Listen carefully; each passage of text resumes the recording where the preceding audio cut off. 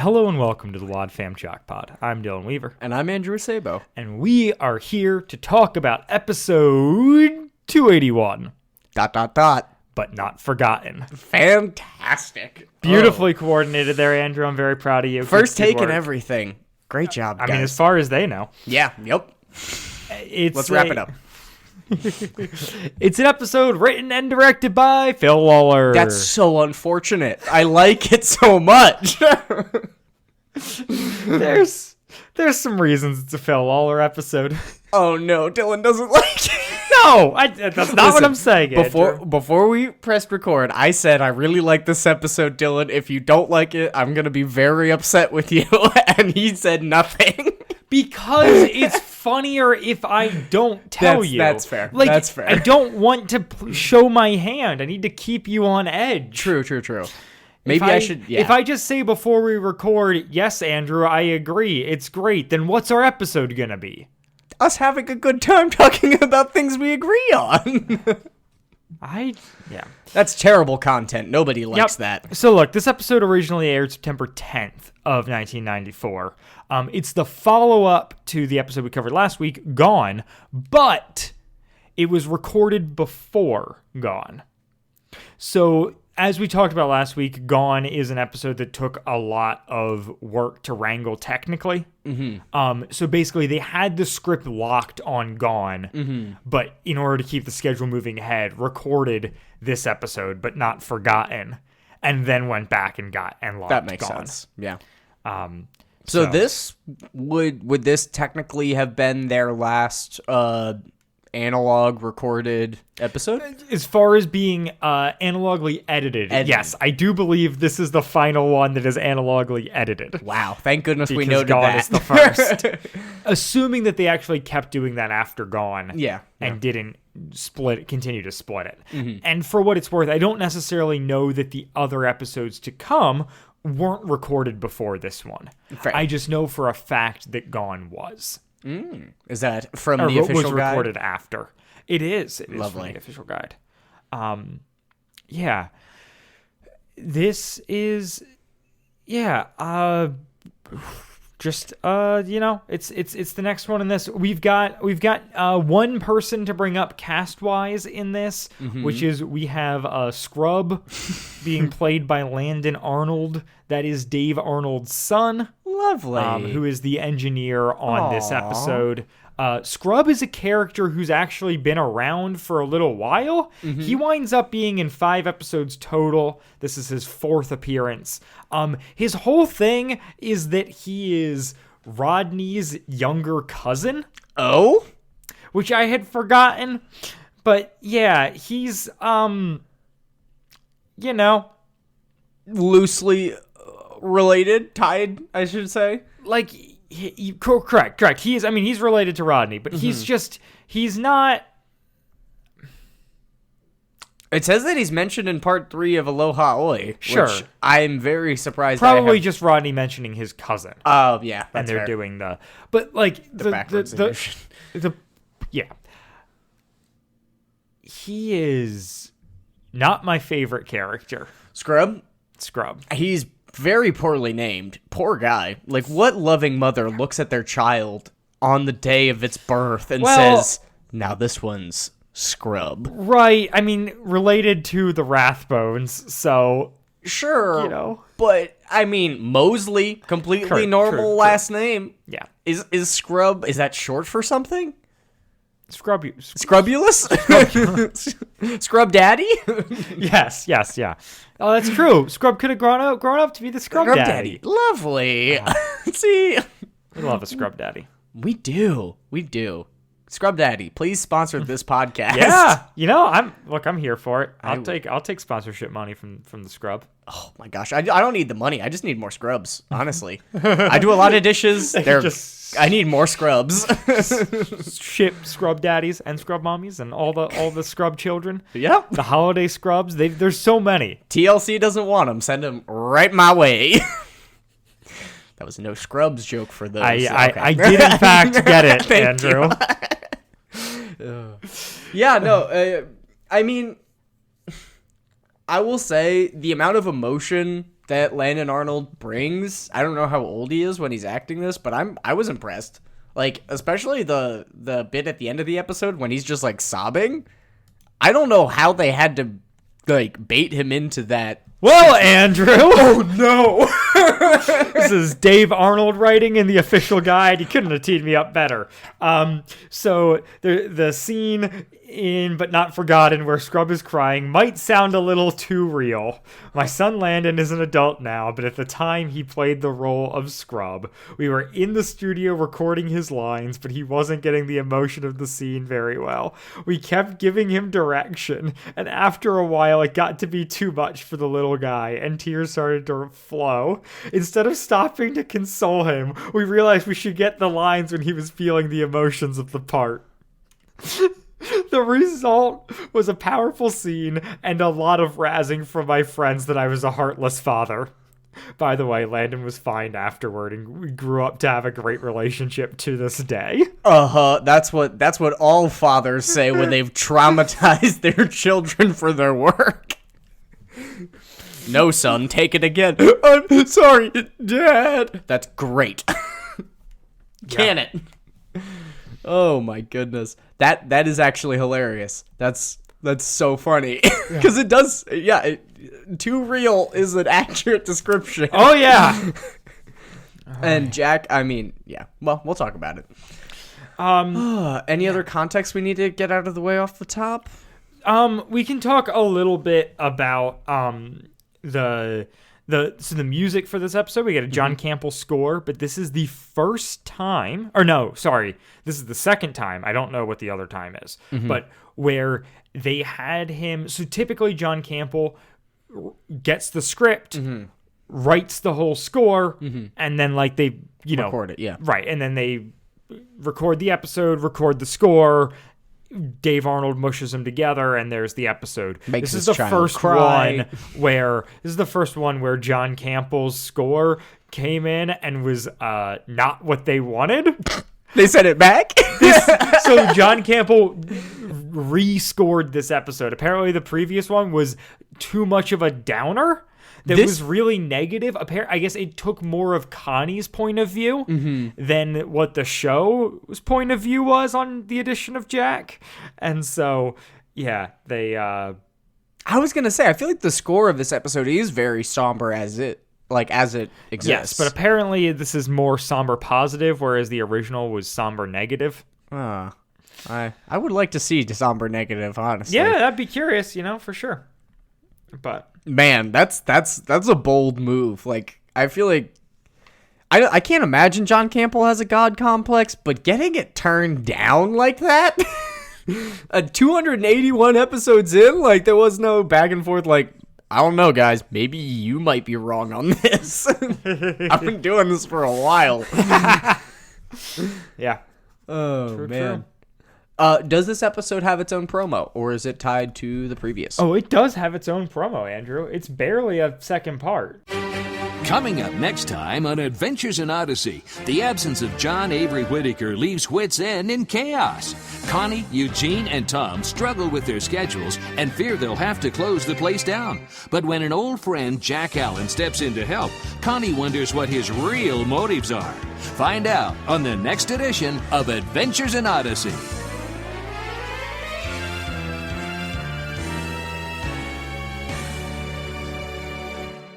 Okay, so this is where John Campbell took out his passive aggression.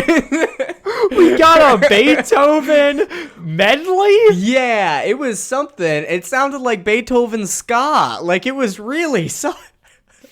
That was... Okay. Unlike any demo I've heard. And for an episode where they made him rescore it...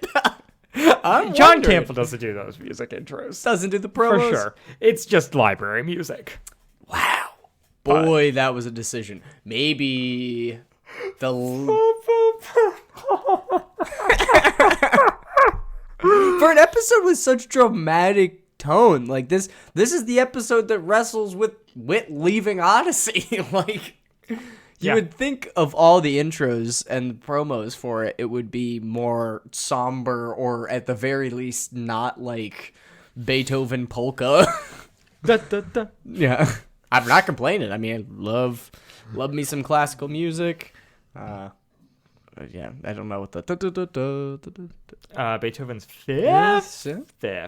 Fifth. So many numbers, so many symphonies. Yeah. Anyways. So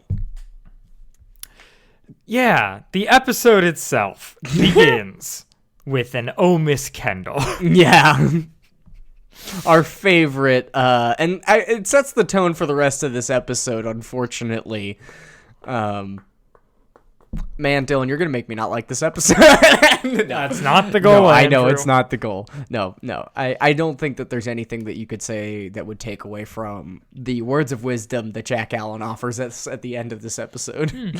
So, we'll get to it when we get there. So Eugene walks into the shop, and it is a complete disaster. It has been ripped apart because kids were stacked up outside, and they rushed in like a tornado because Tom had to leave the shop before Connie could get there, so he had to close it down, kick everyone out. They just piled up outside, and then when Connie got there, she just had to maintain hordes of kids. I was under the impression that the kids broke in. Did they not? I don't think they broke in. Okay. All right. I mean, it was just the way that it was described. It seemed like there was there were a lot of children in Wits End and no adults present. But maybe there was one adult present that certainly was not capable of managing it all. That is the impression that I got, but I am open to being wrong. Chalk Squad, only you can decide. Is Dylan wrong? The answer may surprise you. Yeah. So the whole premise of this episode is the idea that Connie and Tom and Eugene are all trying to cover for Whit since he just left and trying to keep Wits End open and everything that it means for the community, but they all have their own individual obligations. Yep. This is where it's confirmed that Connie is still in high school. Yep. Tom's got the farm, Connie's got high school, Eugene's got college. Tom's also on the city council. He's got stuff going on. Is that true? Did they he say it? it? Yeah, I thought he said it Okay, in they this might have episode. said it. I wasn't. Yeah, I guess he is on city. Oh, right, he's been on city council forever. Yeah. He's just not mayor yet. That's to come. But yeah, so it's it's fun. It's a mess. And they're trying to get through until Jason comes. Yep. Because he's going to... He's the heir apparent. Right. Like, Jason's going to come run the shop, which I think it was not set up last episode. So that's the first we're hearing from this. Yeah. We had previously met Jason in the Mortal Coil episodes, which we have avoided covering up till now. For some reason. We don't know why. Yeah, for a while I was just like, I will not. And now I think I definitely think we could. It seems... We can't go back on the bit at this point. Well, no, it also just, it's a daunting thing to try and cover. Yeah, that's fair. Well, and especially to try and then- tag it on to something else. Right, and also because so much of, to try and tag it on, but also, I mean, the joke has been that, like, maybe it's the last episodes we ever do. And I'm just, and maybe we'll stick to that. But the idea of trying, like, I think so much of the show has evolved into us talking about Odyssey, but then also talking about, like, our own personal journeys and how those two things are interweaved. Yeah. And I don't necessarily know that I'm willing to talk about, like, the afterlife. That's fair. That yeah. Like, maybe I mean, someday, but that just seems like... was that something that you really, like, struggled with as a kid or thought a lot about? No. This did. is part of the reason that would be a weird episode to do is because it's a thing that I never think about. That's why we have such a great podcast maybe together. honestly, maybe I'm now selling myself. Maybe it would be a really good episode to cover. Dylan never thinks about death, and that's all Andrew thinks about. Right, like that. Like the angle might, like, my angle for it might be why I don't think that this is a worthwhile thought exercise. That's fair, which I think is not a terrible. We can't do this now. Yeah, we gotta save it for the Mortal Coil when we eventually cover it. Keep it behind the paywall that doesn't exist. Right. So yeah, there's just Yeah, they realize, and the motif of this episode is that, Wit had the time to keep Wit's End afloat, to invest in all of these relationships and be, this exceptional human being, and all of these people that are trying to hold everything together in his wake are unable to really fill that role. I also, what are the economics of Wit's End right now? Like, who signs the paychecks? Are Connie and Eugene just paying themselves out of the cash drawer every night? Yeah, I think we're running on an honor system. It is very bizarre setup. There would be no way there of knowing. Isn't someone. Seemingly, Tom actually owns the place in Wit's stead. Yeah. Or is like the proprietor or whatever like his role is. But seemingly he is in charge because of decisions he makes later on without any consultation. But love that. But like he is, so it's seemingly Tom is in charge of running the business. Until Jason gets there, I would imagine he would end up signing the checks and doing all of that. So the point I was making is Jason we've met previously in 2 episodes, but like now it's being set up of like, he's going to come to run Wit's End. Yeah. That's interesting. I feel like there's so much, like, I've never really extensively experienced Odyssey without Jason as like a component of Wit and being tied to Wit. But the idea that they're bringing in, like, a relatively new character. And he'll be coming in as a new voice actor as well. Townsend Coleman was not the guy who was in Mortal Coil as Jason. Lovely. So this is truly, like, essentially a new character. Someone who we previously met as a very small part. Yeah. But now, 280-some episodes in. Speaking of characters that are getting rebooted, Private Eye Harlow Doyle, I believe this is his. I don't know if this is his first episode or something. But it's not his first episode. Oh, no. Wow. No, Harlow's been around for a while here. At this point? Okay. I didn't know that. That's interesting, because I genuinely went through the entire episode being like, oh, yeah, okay, so they're bringing back Harlow Doyle as, like, comedic relief to distract from the fact that Wit's not here, and this episode is really, they're bringing in new characters. We've got Jack Allen. We've got the return of Harlow Doyle. Yeah. Oh, no. I will mention, so it's Mortal Coil Part 2 that Jason is in, but that is, that is it. Yeah. Yeah. So Harlow's been in like 10 episodes at this point. Okay. So not a ton, but his first episode is episode 196, which is called Harlow Doyle Private Eye. Like it's all about him when he shows up. Also, I'm sure we talked about it, or maybe we didn't, but like it didn't quite strike me until just now that Name Not a Number is Jason's introduction, aside from being in part 2 of the Mortal Coil. Which is weird, because I've never listened to that not already knowing who Jason is. Exactly. And that's what I'm talking, like, that's kind of what I'm referencing here, with just the idea that they're talking so much about Jason like they're introducing the character to the audience, which they are, but I always knew Odyssey with Jason involved, so it's like, oh yeah, no, like, why are you saying it like that? Yeah, fair. But yeah, no, so they're all recovering from the chaos, and out pops from a booth in a corner or something, Jack Allen. Yeah.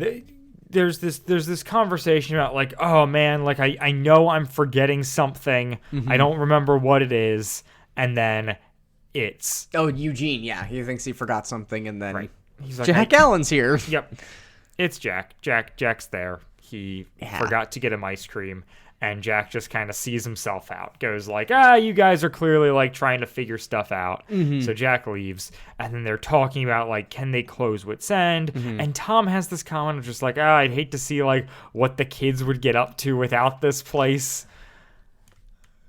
I don't know. I mean,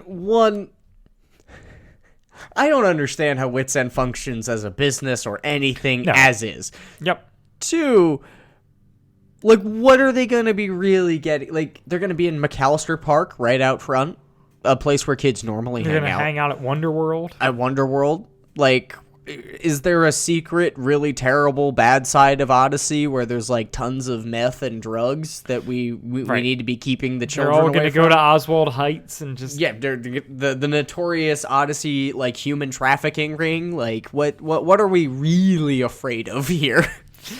yeah. But yeah. it is kind of emphasizing the Right, it's the also point of, like- oh, we can't replace wit. But yeah, it is. But it's like, this is like idealistic small town America where everything's good and everyone's parents are Yeah. awesome and everyone's a Christian. But we also can't let the kids get up to things.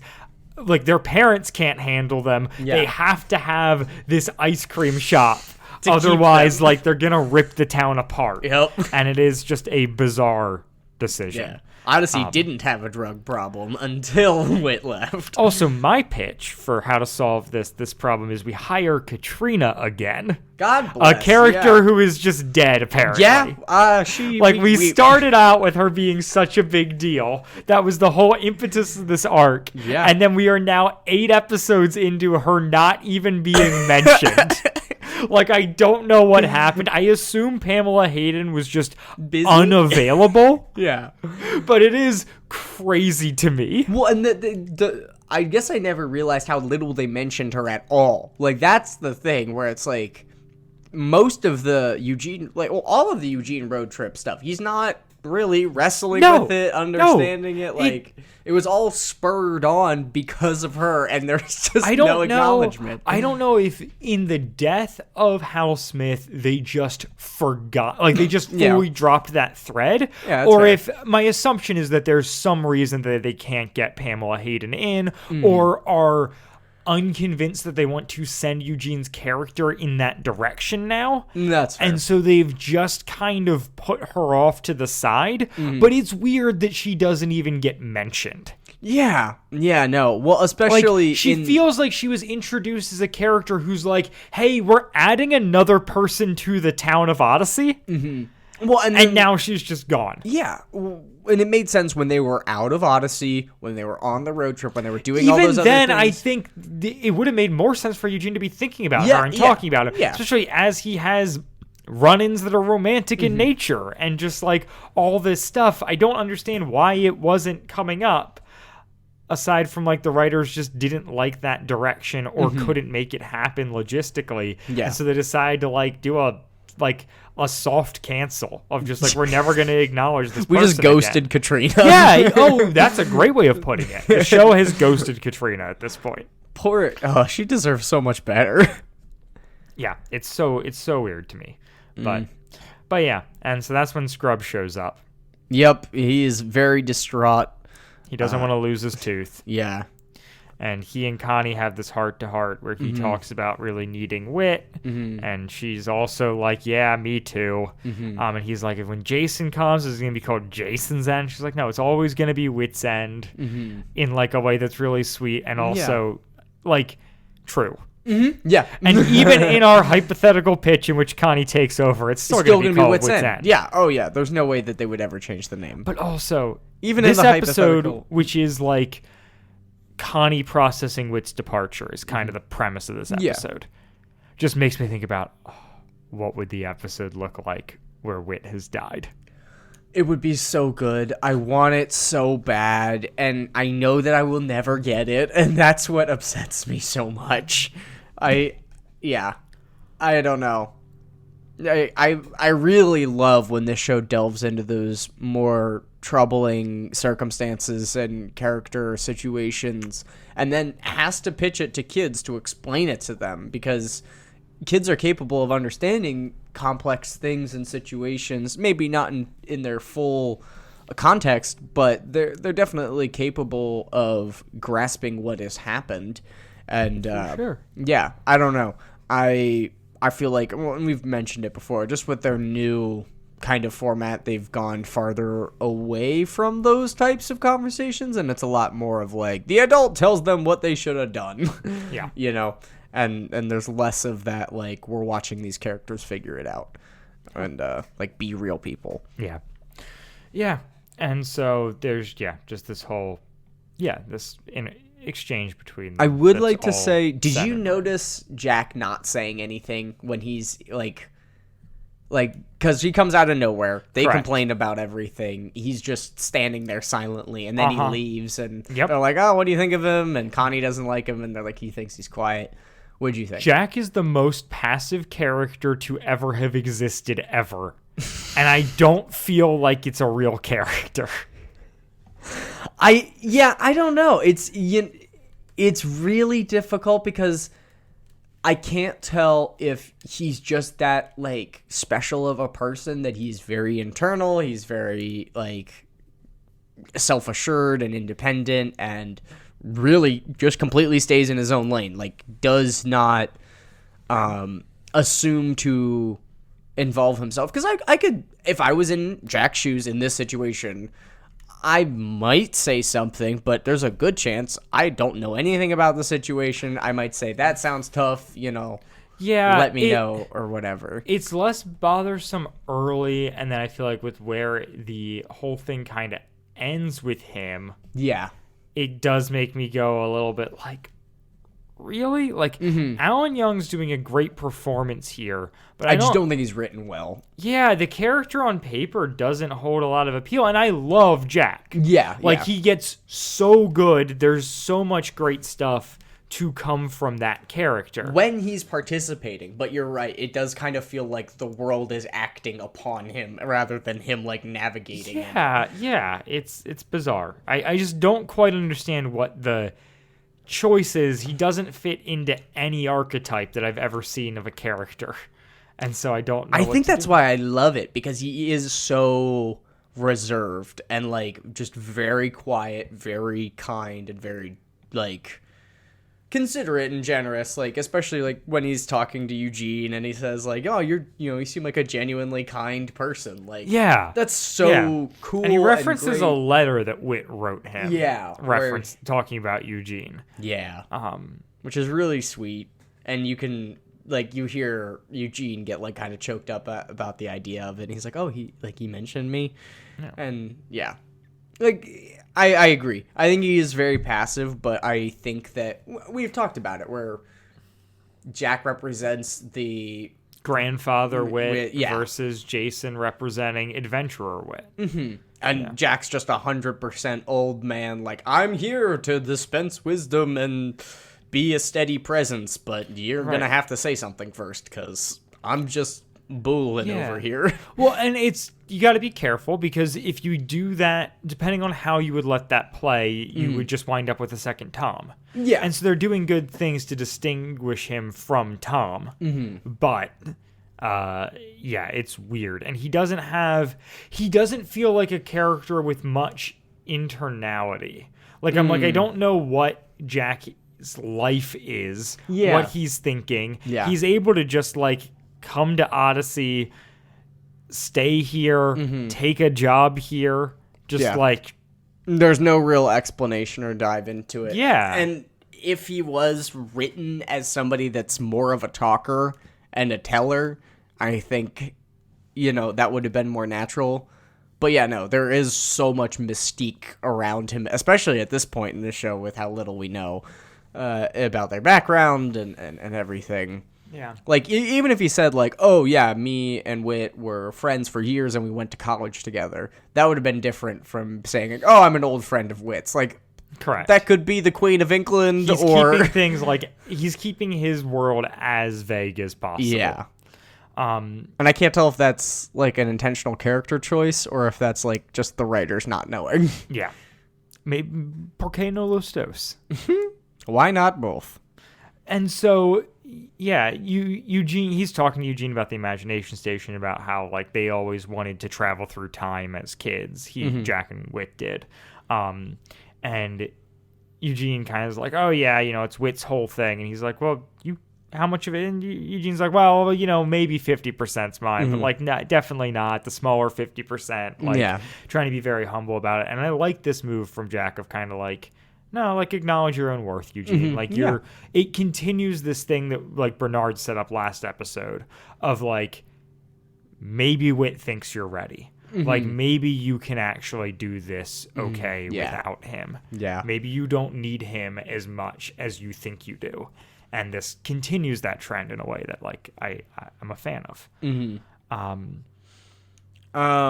Meanwhile, we have this runner where they cannot make a curly Q Yeah. on the ice cream. Because the machine's broken. So yeah, Connie can't do it because the machine's broken. She's never learned how to do it herself. And she doesn't know how to fix the machine. Correct. And Tom's having the same problem. And he's like, I've been able to get curly squares and even a curly triangle. But no cues. But no cues.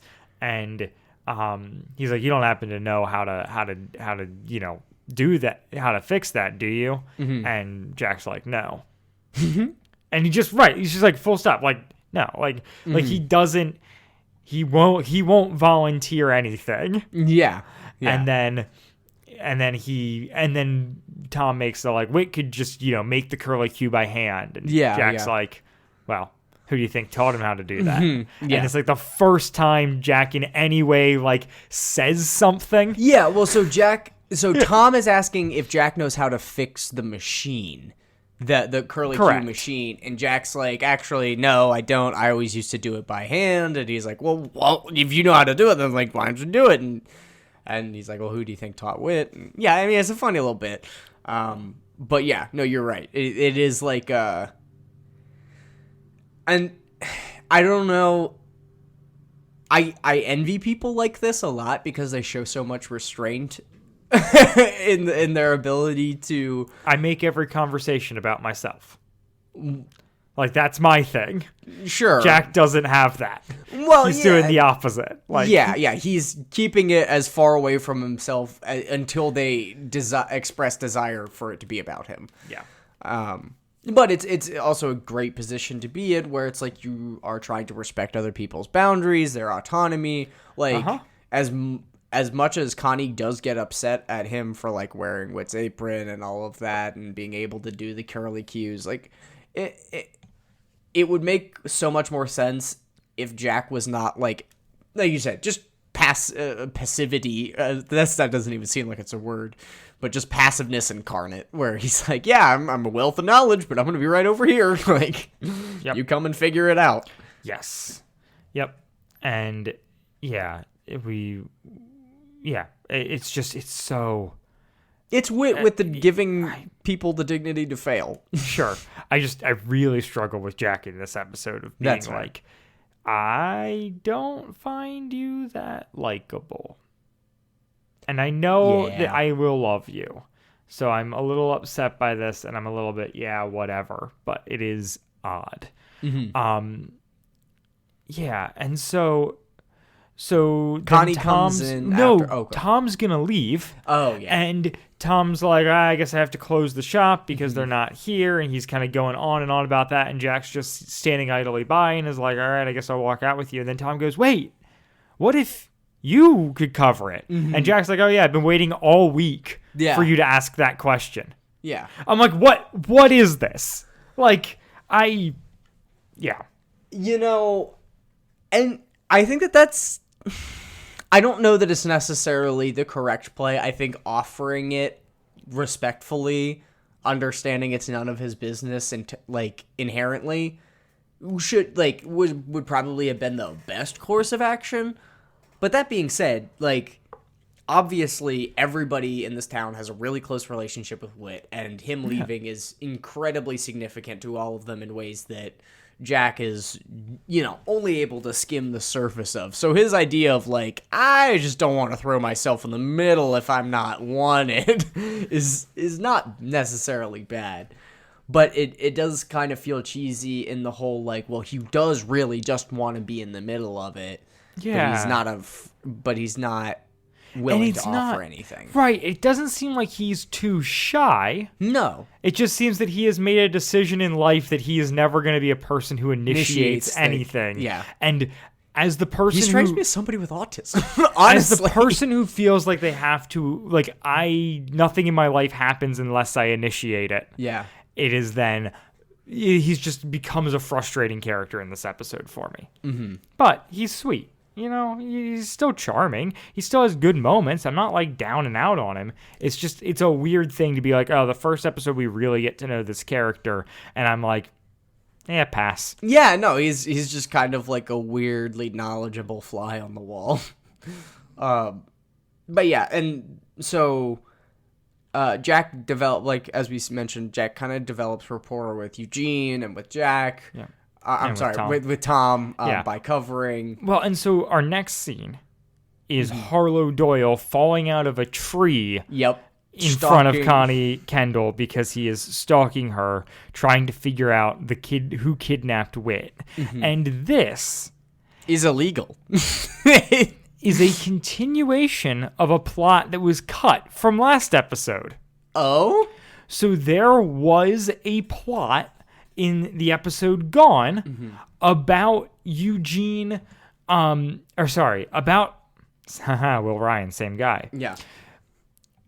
There's a part that was cut in which Harlow is convinced that Whit has been kidnapped, and that's kind of scattered throughout that episode. Yeah. And it was cut for time on the radio, and then it was put back on for the cassette version of this episode, and then it has been taken off in every subsequent release. Interesting. And I understand why to an extent, because it's not a fun storyline and it undercuts the emotionality. But if that's the case, I guess it was too deeply intertwined to leave it in this, that they had to leave it in this one. It's just weird that it's in one and not the other. That's what I'm saying. No, 100%. I agree wholeheartedly, because it does feel, well, I mean, like I said, it feels so pulled out of nowhere that I thought that this was Harlow Doyle's first, episode. Yeah. As a private investigator and not a police officer. Yeah. So Connie He accuses Whit of having an alias, when in fact he's the one with an alias. Officer Harley. Yeah. Yeah. I'm pretty sure you're not allowed to stalk high school students by like waiting outside of the I'm pretty school. sure you're not allowed to stalk. In general, yeah. But I mean, he is stalking a minor, which extra bad. Yeah, for sure. Deeply problematic in a kind of funny way, but deeply unsettling for Connie. It makes her actions later in the episode a lot more understandable. I feel like if I was stalked by some random person falling out of a tree, no matter how harmless they seem, I would be very shaken up. I agree, but as someone who is very single, if that person is extremely hot, Then it's wonderful, sure. If we're talking about hot people falling out of the sky in front of you showing interest, then yeah, no. that's exactly what I'm saying, Andrew. That is literally the scenario here. Oh man, it's just raining gorgeous people today. that are interested in me. Like, I can get past the initial stalker. You just want to follow me around? Like you're just passively interested in everything I do? Right. Are you my best friend? Do you want to get married? That's never ended poorly. No, certainly not. Every relationship should begin with stalking. And then go immediately to marriage. Yep. The views of Dylan Weaver are not even those views. Oh, man. So, yeah, she finally gets to Whit's End, and Jack is wearing Whit's apron because it's the only one that was clean. Yep. And it just really, freaks Connie out. She doesn't like that he's here. She doesn't like it one bit. Yeah. She's like, well, look, I'm here now, so you can scram, basically. Yeah. Oh, I don't need to take care of, whatever. And then Jack's like, obviously sensing the discomfort and like offers to clean the bathrooms and is like asking where stuff is. And she's like, just get out. Yeah. Yep. And and she just keeps, like, we get the scene of her like trying to come up with a schedule so that Jack doesn't have to work after like more days go by. Yeah. But Tom goes up, calls Jack up into his office and is like, look, I want you to have the job if you'll take it. And Jack agrees because he's leaving nothing behind because he's just a man on the run. Yeah. He's a vagabond. Yeah. And so Tom comes down to give that news, and Connie runs out of the room crying. Yeah, she is not happy. So she expresses her displeasure before she runs out of the room crying. Worth mentioning, like she's very angry, and then she's like saying like, he's wearing his apron, like you can't just do this. I don't like it one bit. Yeah, you can't act like everything's chummy now that Whit's gone. Which I mean, it makes perfect sense that she would be feeling that way, and the fact that Tom went behind her back and didn't communicate anything with her is pretty significant. Like, it's weird that there wasn't that Tom and Eugene and Connie didn't come together to make any sort of a decision or to be like, hey, is this something you want? Because I understand that Tom's in charge and these people are both younger and whatever, but I think they should have a say, and like Connie eventually comes around on it. And I feel like we could have had that way less awkwardly if Tom had just had a conversation with her and then she had been able to handle it in a more grown-up way. And I think even if she has this not in front of Jack Allen, Yeah, well, right, because Jack's immediate thing, because he's a freaking turtle, is just like, okay, I'm gonna leave. I'm just going to retract back into my shell and roll out of here. I don't need to be... I don't want to be... Yeah, that's fair. I don't want to be unwanted. Yeah. That's...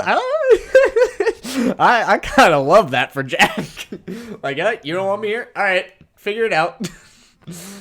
And then Eugene and Tom both plead for him not to leave. And he goes and decides to talk with Connie, but not before Connie runs into Scrub. And so we have this scene where Scrub's freaking out about losing his tooth, about not being good enough for his father, and and change and whatever, and Connie's trying to comfort him, and Jack walks out and just handles the situation very good, very well, and explains that change can help you change, and that can be a good thing, to quote Wooten.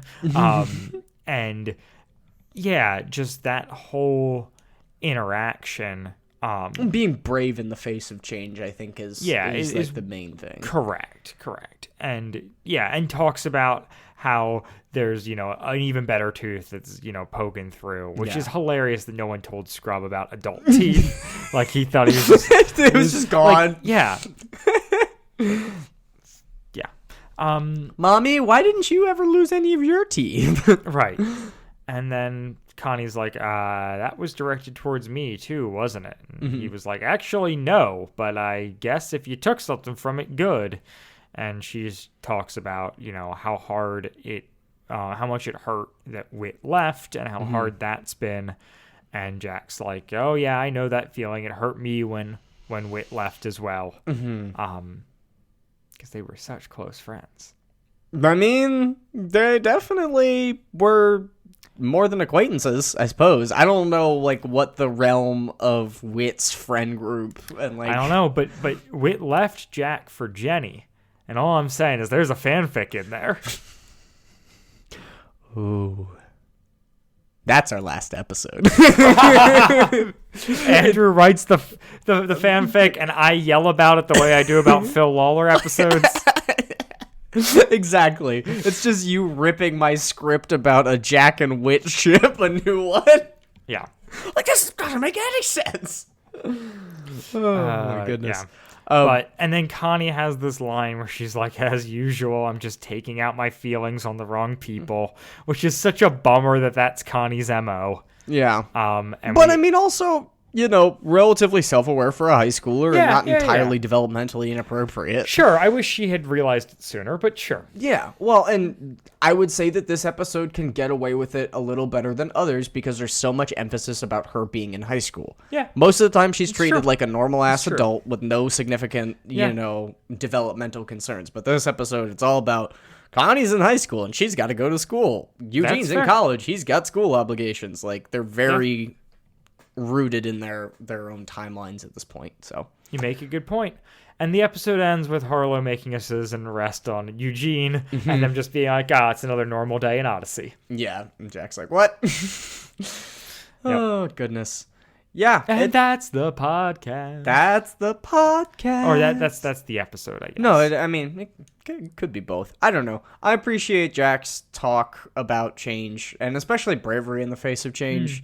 I mean, I literally was just talking to Dylan about this before recording, just like the transitory period I am in life right now. I graduate college in a month, and I'm starting lots of new things, and, trying to make plans for the future, and the idea that, Jack's message was just as much for Scrub as it was for me, as it was for Connie. That's nice. No, I mean, it's a great message of just change is hard, and it's not always a good thing, but it is it's not always pleasant, but it is inevitable, and really the only thing you can do is just try and be brave and do it as best you can, because that's all there is to do it.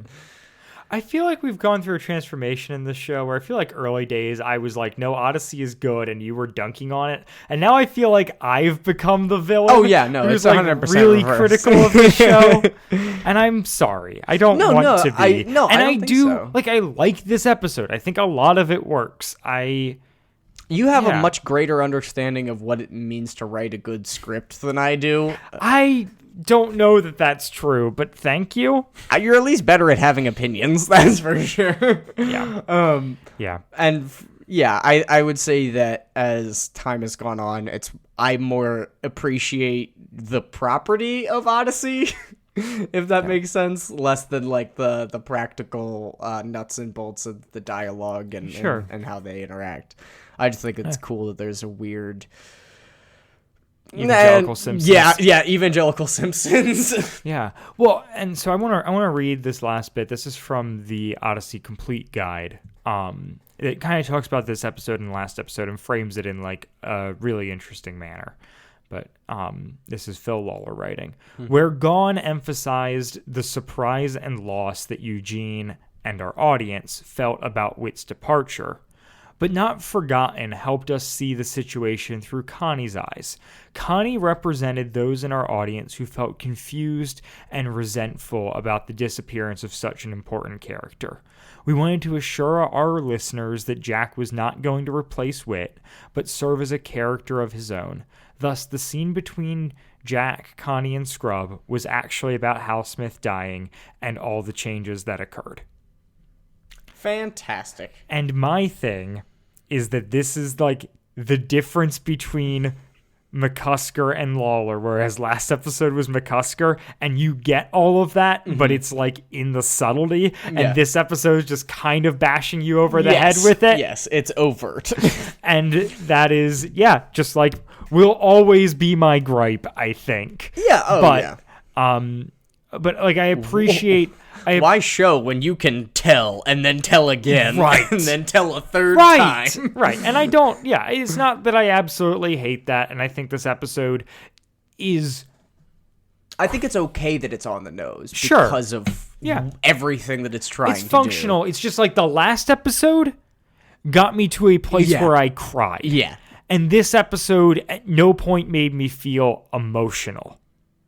Jack's speech at the end made me feel emotional, but as previously stated, it's more for personal reasons than anything else. that matters. Like, but I'm happy. mean, I don't think it has anything to do with Phil Waller's writing of Jack's speech.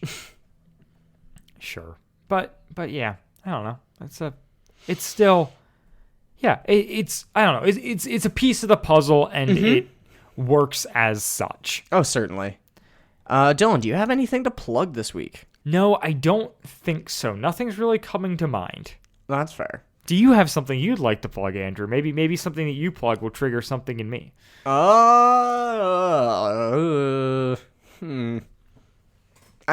don't know. Picking plugs is so hard because I feel like it's just a personal diatribe of like why would anybody else care that I like this other than the fact that I like it? But I guess just meditating. I've been meditating before bed. That's been really nice. Definitely would plug that. Slowing down. That's very exciting. I love slowing down. I guess it's the opposite of exciting, but you know what I mean. No, I mean, for somebody with chronic illness, slowing down is very exciting. Like, woohoo, rest. All right. And with all that being said, we've got kind of a big jump that's about to occur here. Oh? So the situation, so we just talked about episode 280. We have covered the next chunk of episodes because 285 is George Under Pressure. Lovely. 286 and 7 are Tom for Mayor. 288 is The Twilight Zone. 289 is A Call for Reverend Jimmy. Familiar. 290 and 91 are A Name Not a Number. Oh, we've done that. 93 is A Code of Honor. What are you doing here? 95 is Soaplessly Devoted. Jeez. Oh, sorry. 94 is Unto Us a Child is Born, which is the episode where Katrina comes back. Yes. But we already covered that because it's part of the George Barkley thing. Then we hit 300, which is Preacher's Kid. Still that. 309 to 311 are The Perfect Witness. And then the next episode we will be covering comes in is 322, The Turning Point. 40 episodes from now. Correct. Wow. So Hot dog. we will see you folks in a week to talk about episode 322, The Turning Point. Bye, guys.